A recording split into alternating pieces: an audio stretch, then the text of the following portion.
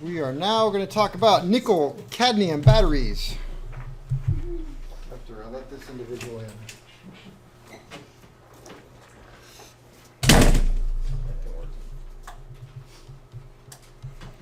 Nickel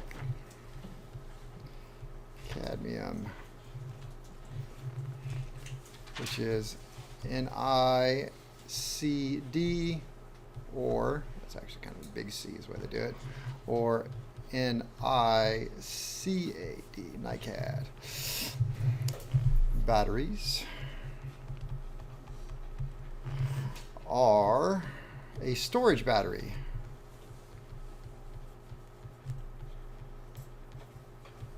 Which means what? Store stuff. Nope. Remember Monday? Secondary cell? Yeah, there you go. Secondary or storage battery. So it means that they have to be charged. Why NiCad batteries? Well, they have a better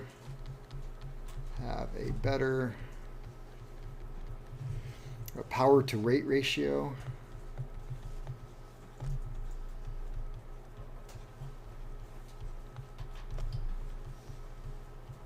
Than a lead. So more power for how much they weigh.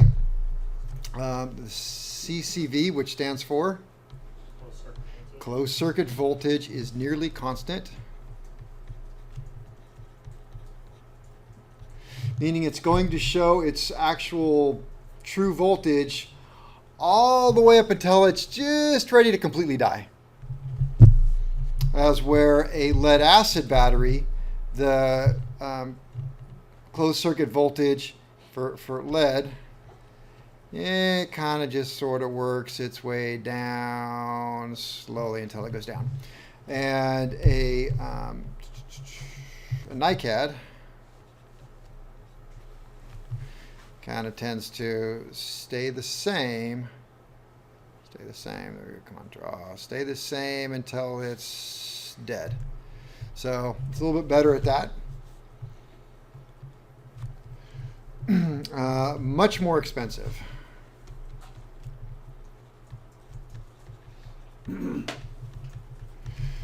So I did this several years ago, but the most expensive lead acid battery I could find was a battery that went in a Falcon 10 jet, and that battery was $2,200. Then I went to SkyGeek and I looked at what a NiCad battery would cost, and most of them were somewhere between $6,000 to $15,000. So talking about a NiCad battery that's more expensive than a lot of cars people drive. Not anymore, but all right. So, They've gone up since then. oh well, yeah. I said this was a long time ago when I did it. I'm not going to keep doing it every year, but you guys buying them? We don't buy them, but we know what the price tag is. There was one on the bench this morning that was 22, and it was a 48 volt. Well, no, it was a 28 volt, 48 amp hour. What did it go in? That one was it out of. I don't remember what it came out of. All right. Might have been a Challenger. Okay. These are usually used on turbine aircraft. Due to the high capacity needed for starting.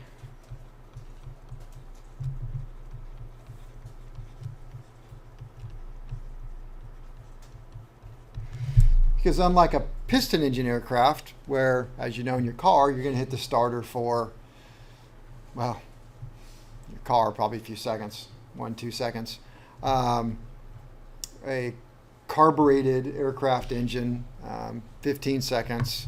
A fuel-injected engine could be a while, because fuel-injected engines can be a real bear to start. So you could be working on a while. But the point is, it shouldn't take that long to start. But on a turbine engine aircraft, as you guys will find out, you're going to run it on the battery until you get to 10%. So you're running this whole engine off a battery for a while. Then you're going to hit the, there you go, the igniters, and then you want to reach the right spool up speed, then you hit your fuel, and then it's going to go. So you're going to really be using it for a while. Let me see. I'm not going to write this one. I wrote fewer charge and discharge cycles and memory effect. Again, I've been reading more. I haven't lately, but when I did all this, I was reading about memory effect, and I remember it was like a big deal. And when some batteries came out, and the whole idea of memory effect was, like, for example, if you had like a cordless drill, and so you take your cordless drill out and you tend to do it, 10 screws, right? So you just use it for a couple of 5 minutes. Then you take it off, you charge it up so it's ready the next time. You take it out, use it, 5 or 6 screws. And you just did that for a long time, a year, 2 years. Then one day you're like, well, I got more than 10 screws to do. I got like 100 to do. Good thing it's charged up. The thing does 10 screws and it's like, I'm dead. So that was the memory effect. It got used to going to a certain level and saying, okay, well, that's just what I do. And I don't know, there was obviously some truth to that because it obviously happened, and that's where people came up with it. So then they said, well, then these NiCads are going to develop the same memory effect. And I couldn't really find any data to support that. But to the point on that, NiCads are a bit of a maintenance pig. So with a lead acid, you just pretty much take it out and do a capacity test once a year. With the NiCad, and you guys do NiCads, right? It's a lot of freaking work. They usually have their own logbook, and you have so many cycles or calendar time, and they have to be taken out of the aircraft. You completely disassemble the whole battery. That's where you see the cells you guys are working with. Take all of those cells out, clean the box, clean it all up, cells back in. You got to discharge it all the way down. Then you have to put short out all of these cells, and you short them out overnight, and you get it dead, and then service it and recharge it. And of course, while you're recharging it, you can't just put it on a charger. You got to babysit this thing for a long period of time because these cells have a tendency to reverse. So you go and, so all of a sudden one where it's supposed to be positive and negative, it decides it's going to flip. Well, today, now this is going to be that. And so now you got one cell that's backwards in all the other cells, and that's going to get a little bit toasty. So you got to babysit it while it does that, and you get all that done and ship it back off, and then you have so many cycles and you're back doing it again. So. The efficient guys still take about 12 hours to get through the battery. So a battery that costs $20,000? 20 plus. $20,000 every so many cycles, or it's about what, a year, depending on the use. About a year. You're going to do another 12 hours at over $100 an hour in labor. Our shop rate's 150. Anybody know what's 150 times, what did I say, 12? Too freaking much. Well, 12 times 12 is 144, so that'd be 1,800. $1,800. Another $1,800 every single year in maintenance. There are several companies that have gotten rid of their NiCads and gone to very large lead acid. They're like, it's just cheaper just to throw them out and keep using them. So. That's if the battery's good. Oh yeah, this is good. That's not including having to send it out for. Why would you send it out? Just buy a new cell, right? You could buy a new cell, but I don't remember why, but we send them out fairly regularly for something. There's an inspection on them for that required to be sent out. Well, we were one of the companies that received them, and that's all we did. It was just do all the work, and if you have a bad cell, well, you don't rebuild the cell. You just toss the cell, put it in a new cell, bolt it back up. That's fine. You just change them out. So, all right, construction. Let me see what we got here.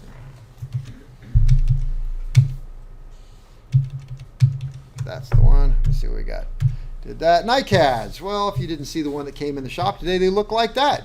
And they've got a top on them, and the top is got some clips on it. You just take the top right off. There's your receptacle where it plugs into. Interestingly, we'll talk about that. Almost all of them have some sort of sensor right there to check the battery temperature. So inside looks like that. And it is a bit of a puzzle. You don't get to guess how these go. The manual will actually tell you how you will put them in there and how the clips will go. Otherwise, when you get ready to put it back together, like, crap, how'd this go again? So if we kind of look at it, this is what the positive. So positive, there's the negative to positive, negative to positive, negative, positive, negative, positive. So that's all just in series, negative, positive, negative, positive. Yeah, it goes around. So how many cells we got in there? Oops, let's go back here. 1, 2, 3, 4, 5, 6, 7, 8, 9, 10, 11, 12, 13, 14, 15, 16, 17, 18, 19, 20 cells for a 24-volt battery. Because each one is how many? 1.2. So 1.2 times whatever number I said? 20. So should be about 24.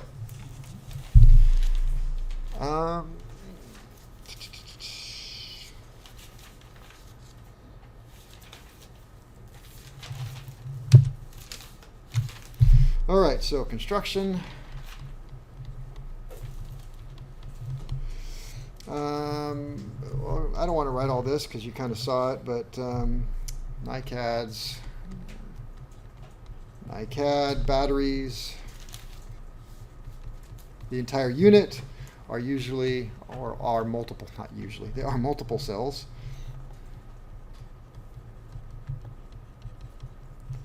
Multiple cells, that'd be about 19 or 20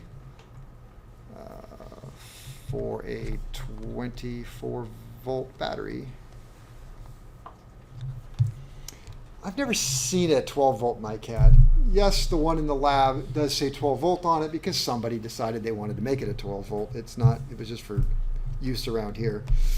A metal box, removable lid, interconnected with the straps. You saw that. So active material, maybe active material.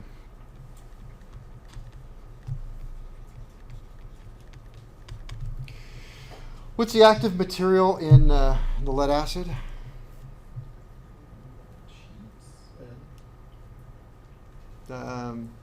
Lead sheets, lead, so spongy lead, and what's the other one? Lead peroxide with, and the liquid is made up of water and sulfuric acid, or it's an electrolyte, which is Gatorade. So this one uses active material is, let me see, the positive plate. Positive plate is nickel salts. Negative plate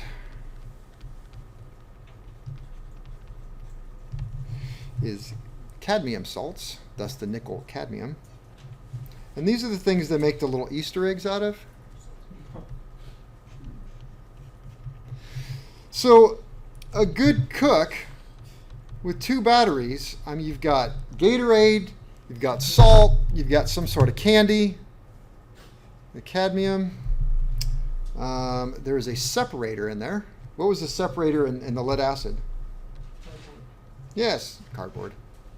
Or some glass mats or something. Depends on what kind of battery. The separator here is nylon with cellophane.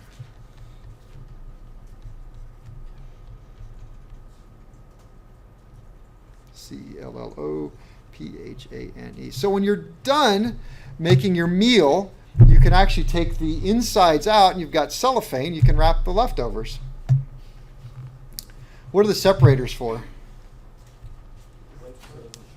Yep, they prevent plates from touching. Prevent plates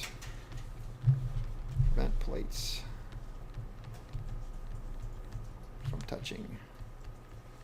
What happens if they touch? They short out. So Cusco says no touchy. AB. Oh boy, I missed AB. We'll make this C then. The electrolyte.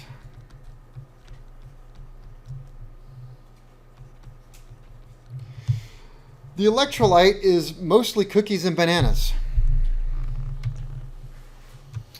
So it is 70% distilled water, just like before, with potassium hydroxide. And where do we get potassium? Bananas. And hydroxide? That's the Hydrox cookies. Are you familiar with that? Mm-hmm. So NiCad electrolyte is potassium hydrox. So it's you got water, potassium is the bananas, and the hydroxide from the Hydrox cookies, which were the precursor to the Oreos. And you can still buy them apparently, because about 2 years ago after this lecture, I got a box of Hydrox sitting on the table when we came in. So we all had Hydrox and black teeth. So there we go. So potassium, so bananas and cookies will make, and now you laugh at me, but it's the one stupid thing you guys will get 100% on the test. What is an NiCad thing? Oh yeah, it's potassium and hydroxide cookies. And you'll so laugh if you will. So why does it say or? I don't know, it says or. Oh, I forgot. Somebody brought this up a year ago.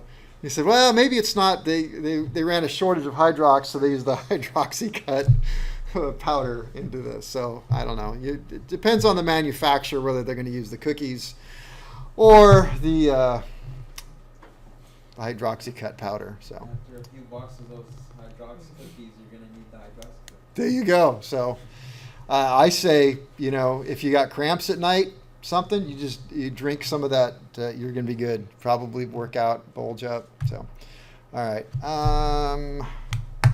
We'll go back here. So electrolyte. So 70% distilled water. How do we make distilled water? That's it. That's it. That's all right. And potassium hydroxide. Potassium hydroxide. There we go. All right.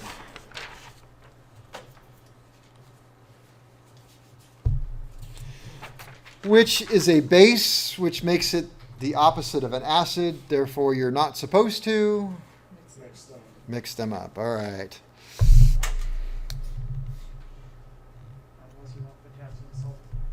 Is that what you get? What can you do with that? Absolutely nothing. Okay. Drink it, right? It's just water. Yeah, sure. Now you see why I'm not teaching science class. All right. SPECIFIC, specific gravity. Specific gravity is 1.24 to 1.32 regardless of the state of charge.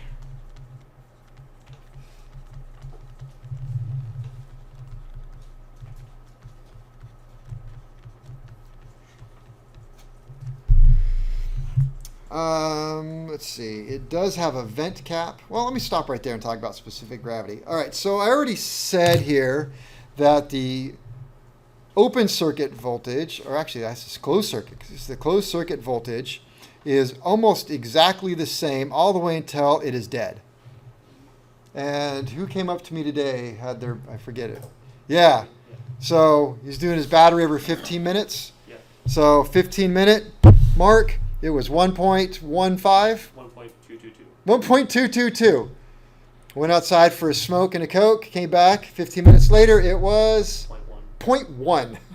So it really died, and that was just perfectly good. All the amps in the world, I got nothing. All right, so you certainly can't figure out the state of charge by measuring the voltage, which you could do on a lead-acid battery. You really can. If you think that it's somewhat dead in your car, you think you got a dead battery, turn the lights on and take a voltage measurement. You'll see it goes down to, if it's dead, it'll go 10, 8, 6, whatever. I mean, it'll go low, right? That's the closed circuit voltage. If it's a good battery, the lights stay on. You can take a voltage measurement. Hit the starter, right? Starter takes a lot of amps in your lead acid battery in your car. Put a voltmeter across there. It stays up there pretty well. Probably, maybe up to 10 with a huge load, but it comes right back. NiCad, nothing. All right. Lead acid battery. I don't have a voltmeter, but I'm concerned. I have a hydrometer because, you always carry one with you. And I can check in a lead acid battery the specific gravity, pull it up. Oh, look at that. It's 1.275. So the battery's probably good. Go over to my NiCad. I don't wonder if it's dead. Well, it's 1.3. So what? Yeah, so what? It's always going to be about that. Doesn't matter.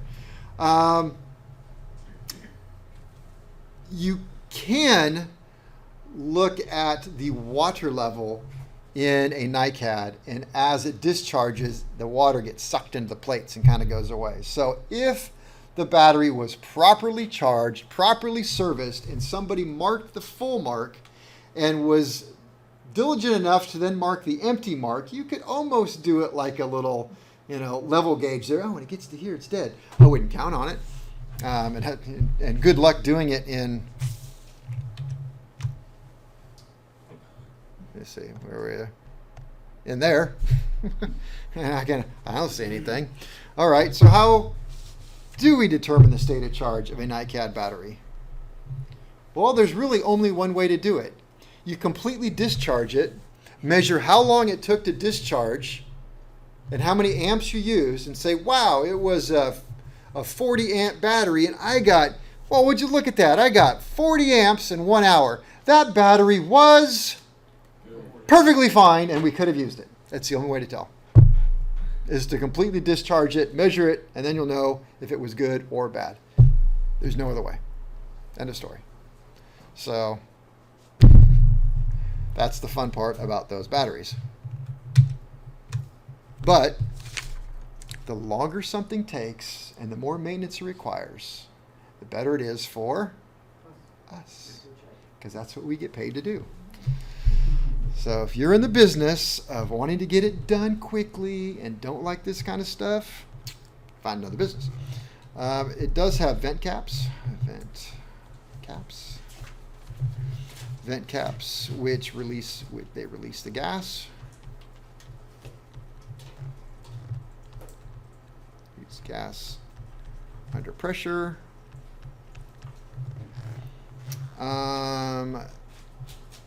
I've got 10 psi, which sounds like an awful lot compared to VRLA. Maybe one of those numbers needs to be updated. But it's supposedly, but seals in electrolyte. But I will tell you from experience, the electrolyte, it gets low. It goes somewhere. It evaporates. So very little gassing happens with NiCads. So we'll say not much gassing with NiCads. In fact, it's so little when you look at those cases. You usually don't see even vent caps on them. They don't vent them because they're pretty fine. That's my next point. Venting to exterior is not required.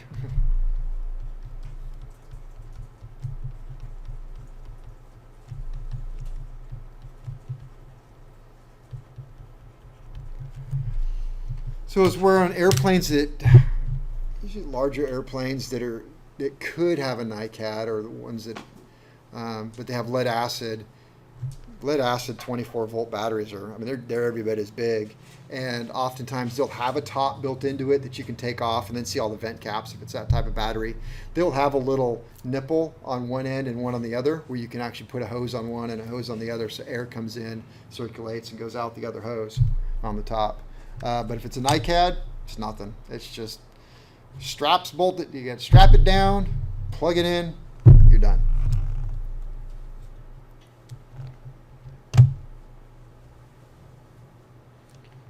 All right. Principle of operation.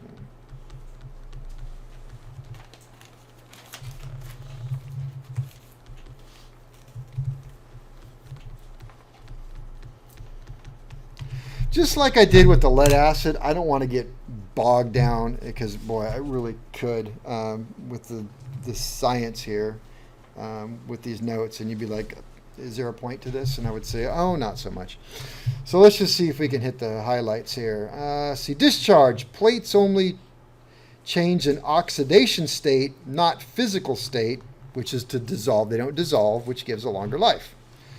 Unlike our friend over here that kind of does.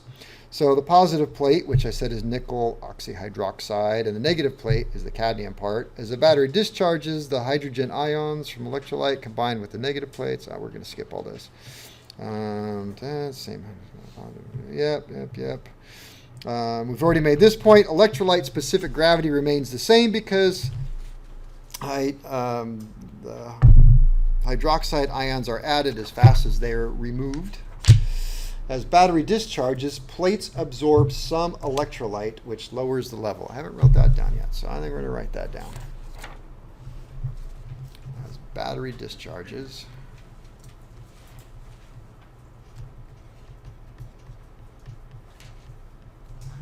plates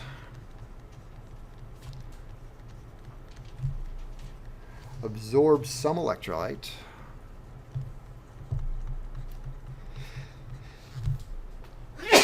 excuse me, which lowers the level. Now this brings up a very important point that I'm sure I'll probably come back around to and say, oh, we already talked about this, but I'll write it here. Never add water to a discharged cell.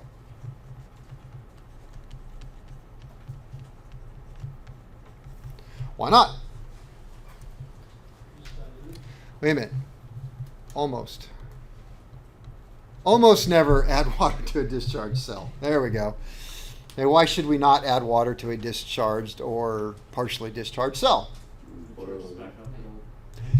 Because the water gets absorbed into the plates and then you start charging it and the water comes back. So if you add a bunch of water and then the water comes back, it's going to overflow and spill out. And now you got a problem. So don't do that. Or you got to start sucking it out. And I think you kind of screw with the dilution a little bit on that level because you add distilled water and now you're pulling out distilled water and bananas and cookies, and that's just bad. There is a time when you should add water. So let's see, we'll put that. Only add water to a discharged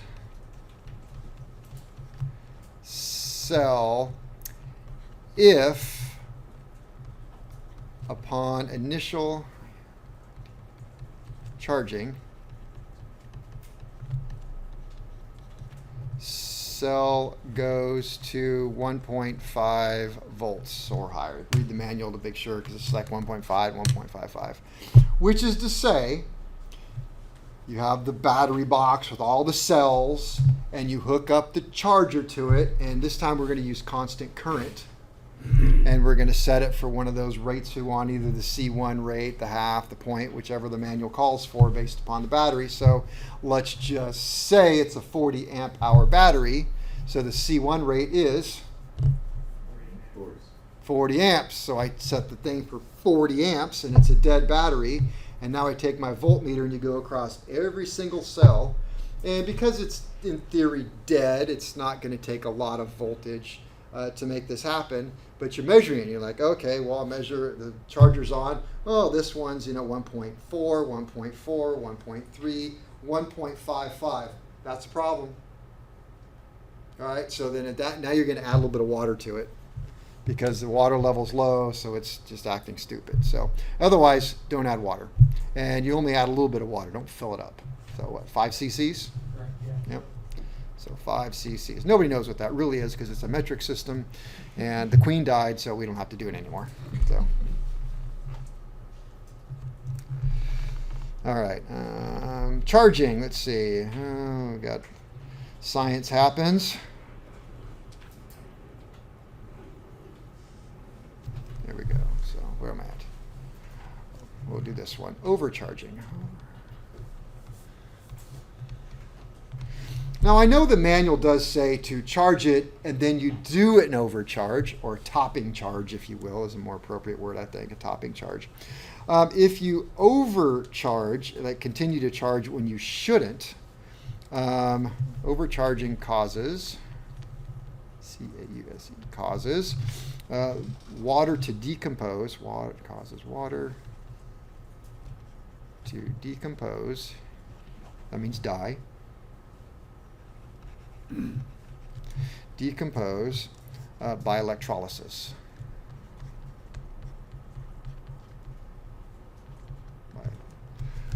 Electrolysis of water is the decomposition of water, H2O, into oxygen and hydrogen gas. Oh, look, oxygen and hydrogen, due to electrical current being passed through the water. Hydrogen is released by the negative plates and oxygen is released by the positive plates. So that is bad, and we can get into another example of hydrogen gas, but apparently it's just not as common as the lead acid, which just does it all the time. So water is lost by, because we're talking about adding water. It's like, where did it go? A little bit ago we said the vent caps are in there, they release gas, 10 psi, but it seals in all the electrolyte. Well, does it seal on the electrolyte? No, because the water goes somewhere. So water is lost by either evaporation, which means the vent caps do lose it, or overcharge gassing.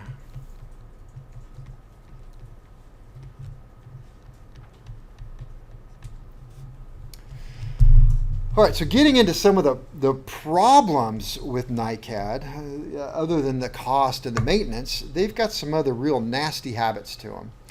One of the nasty habits, as I pointed out, when you look at the casings on all the batteries, they always seem to have a place for a battery temperature. And that means that in the cockpit, one of the instruments that the pilot has is battery temp. You guys are NiCads, I'm sure, on all your planes, huh? So, battery temp light? You ever heard of a problem with any of the batteries? I've never heard of a problem. I've never witnessed one or anybody tell me about it, but it's obviously a problem because... Not in an airplane. Huh? Not in an airplane. During charge, yeah. Thermal runaway. You have that? You've seen that? One of the guys I worked with, it happened to him. What happened? So it got to the point where the cell got too hot, Yeah? which allowed more current to flow. Yep. Which heats it up, Yep. allows more current to flow. Yep. So eventually they call it thermal runaway. Yeah. You shut it down, seal it off, and you gotta let it go. There's no stopping it. Yeah. You just turn off the charger, seal the room, and walk away. Because it'll cook the rest of the cells. Thermal runaway. Very well done. That's exactly what it is. Well, this can happen in the aircraft. So the cellophane in the separator that keeps oxygen that is generated from overcharging from the positive plate from reaching the negative plate. So you have that little cellophane in there that kind of keeps oxygen where it's supposed to be. Well, oxygen reaching the negative plate recombines with cadmium and creates heat. Well, guess what heat creates in this battery? Oxygen. So heat creates oxygen. Oxygen, therefore, creates heat. So you get more heat, more oxygen, more heat, more oxygen, more heat, more oxygen. And this thing just gets super hot and nothing you can do about it. So it is a real problem. So that's why it is required in aircraft that have NiCad batteries have a temperature monitoring system and a battery disconnect, so that if it does get into thermal runaway, you disconnect the battery from the charging system. So you have to disconnect the battery. Let me see. Runaway or vicious cycling. So now you know what that is. So we'll just put that thermal runaway. So runaway, also called vicious cycling.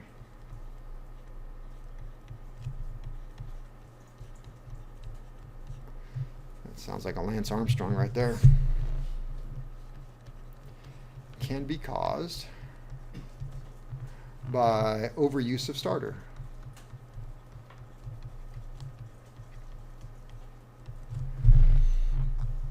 So where this happens is in aircraft, turbine-powered aircraft that have a NiCad battery who do very short hops and have to shut down in between it. So you could imagine if we had like a King Air or something, with turbine engines, and their daily thing was to go from here to executive, that's a 2-minute flight by King Air, and longer than that, maybe 4 minutes. So you start it up here, you fly it over there, you shut down. Well, it took about that far for the battery to start charging. So you used a lot of battery. So it starts doing a rapid charge because how does it get a NiCad likes constant current. It wants the current set at a value, and please don't mess with the current.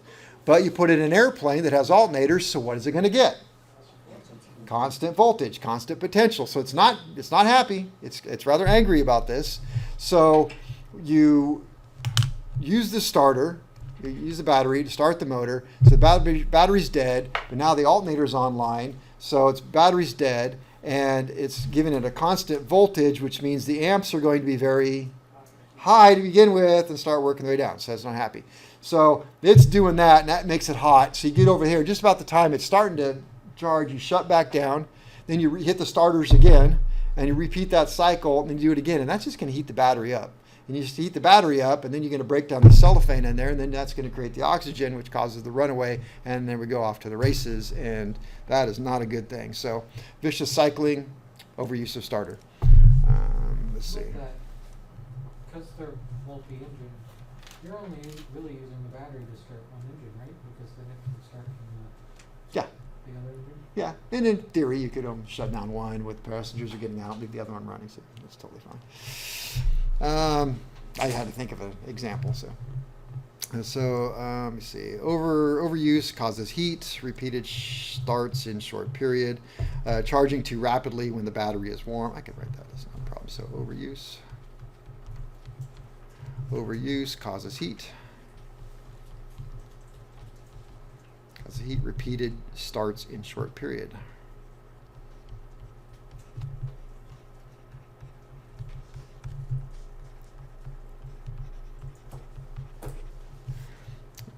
Or charging too rapidly.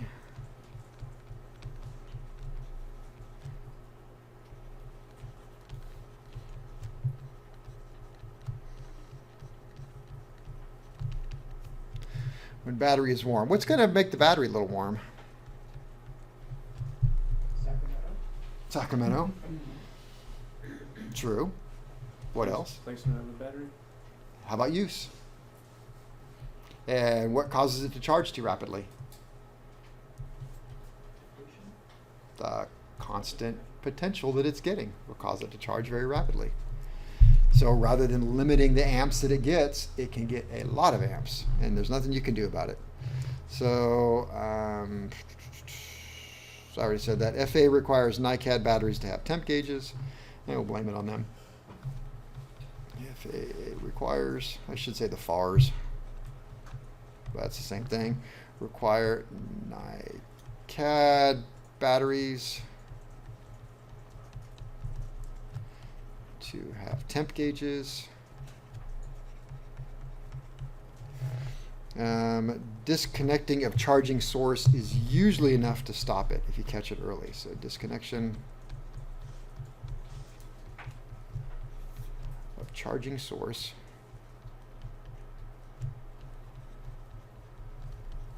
is usually enough to stop runaway.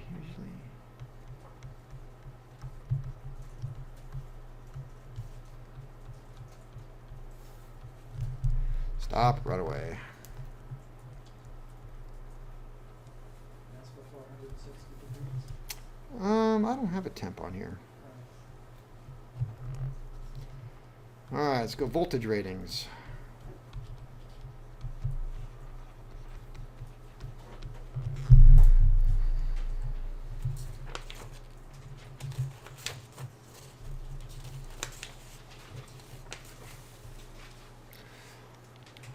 Voltage ratings.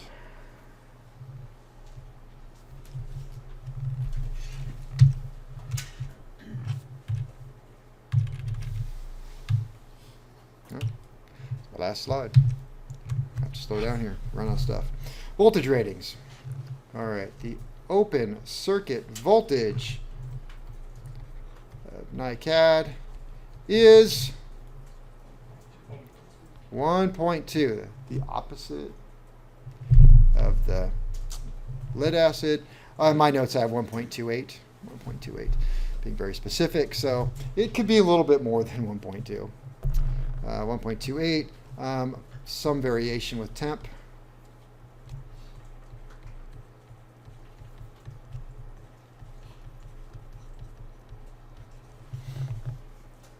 And some variation with time.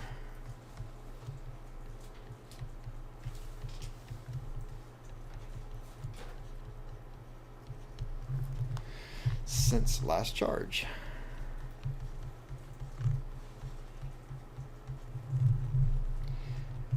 Some variation immediately after charge.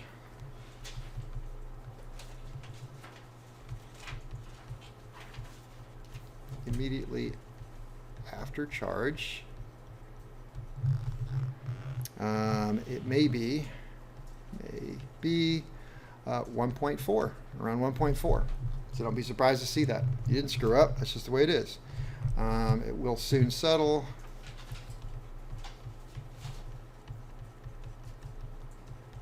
To 1.35 to 1.28 right after charging.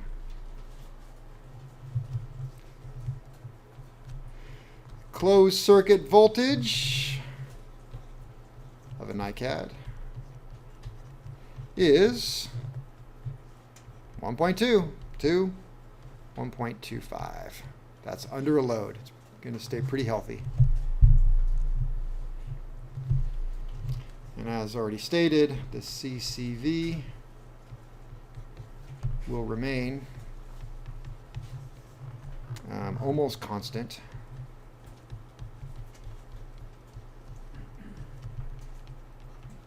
Until battery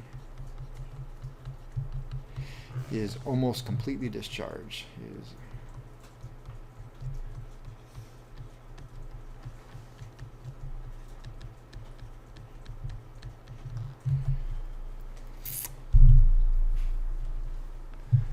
I'm going to add this one in here. What is completely discharged? 1.0 volt is discharged.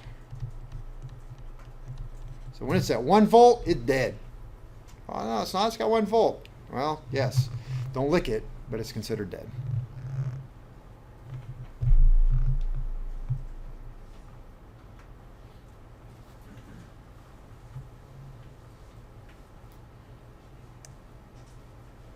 I move it. I like to move it. All right, capacity. So I just asked you.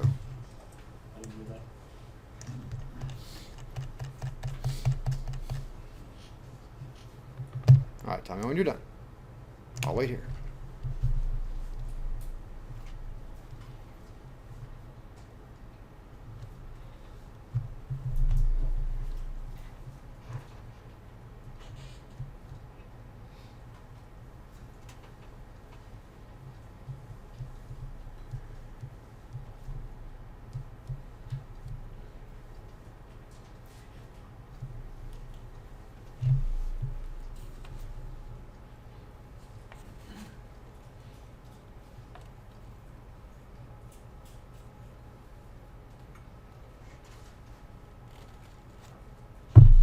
We're good?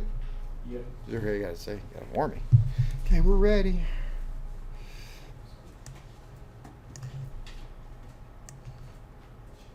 Ah, there we go. All right, most NiCad batteries.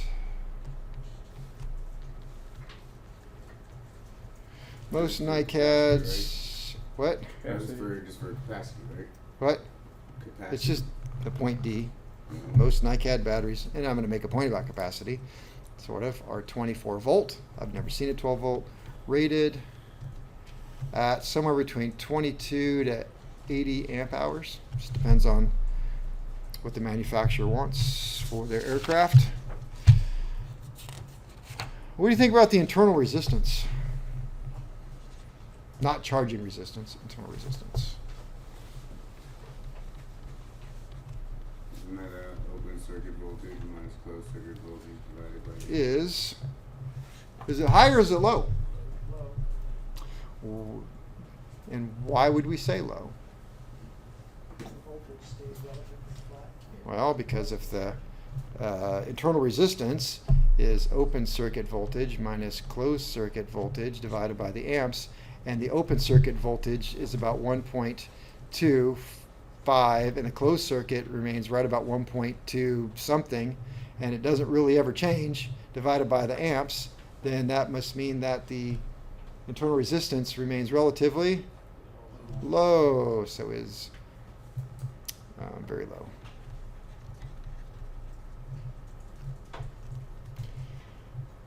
And the operating temp, according to my notes here, is much wider than lead acid. Range, but I don't have the range, is wider than lead acid. All right. It's like a good place to stop.